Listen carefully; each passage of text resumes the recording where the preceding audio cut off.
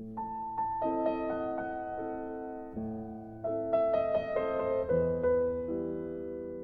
is a stage I've witnessed in many survivors' journey that includes deep self-reflection or even angst over the labels of narcissist or codependent.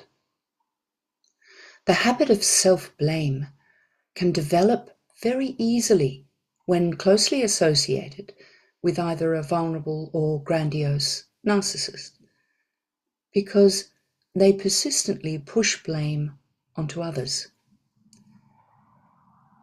If this is happening to you, if you're questioning, is it really me that is the narcissist? Then let me make a simple counter-argument. If you're self-reflecting, willing to be accountable, ever willing to apologize, atone, and adjust, then you are not a narcissist. Or put another way, one or even two toxic human behaviors do not equal a personality disorder.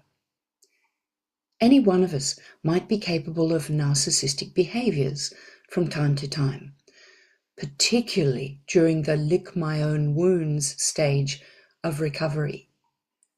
When attacked, an animal might run away, find a safe place to tend to its wounds, become mistrustful or fearful of others, and snarly when approached. Does that sound familiar?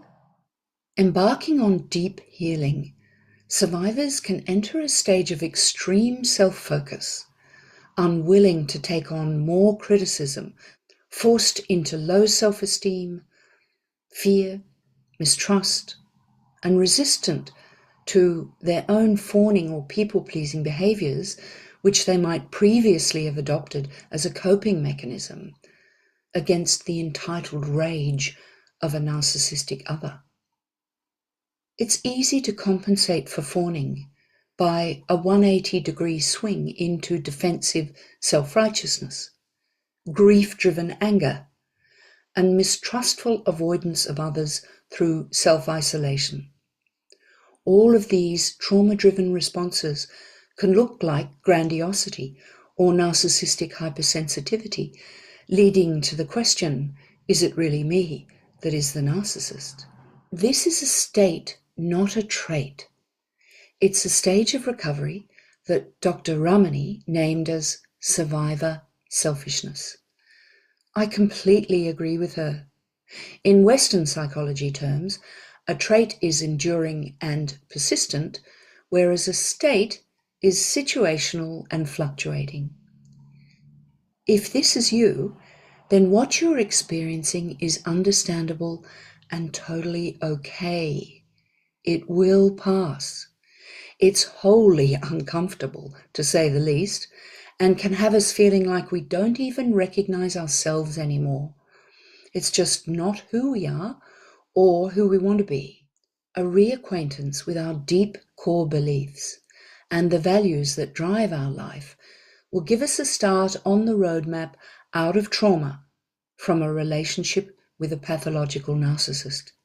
If we have tendencies that some psychologists might claim describe codependency, such as needing validation and approval from others in order to feel okay about ourselves, this is just a habit of mind and can be overcome by learning how to give ourselves self-compassion, validation, and approval. This is not a binary equation. There is a middle way between self-victimization and grandiosity. The antidote to control is acceptance. The antidote to blame is accountability. The antidote to superiority or entitlement is a greater awareness of interdependence over individualism. The antidote to manipulation is to renounce any tendencies towards martyrdom or emotional blackmail. Whilst it may be possible for two narcissistic individuals to be in an intimate relationship, It is extremely unlikely. Of course, even as I say this, I know there are exceptions out there in TV land and movie land, like House of Cards, for example. Just think about it.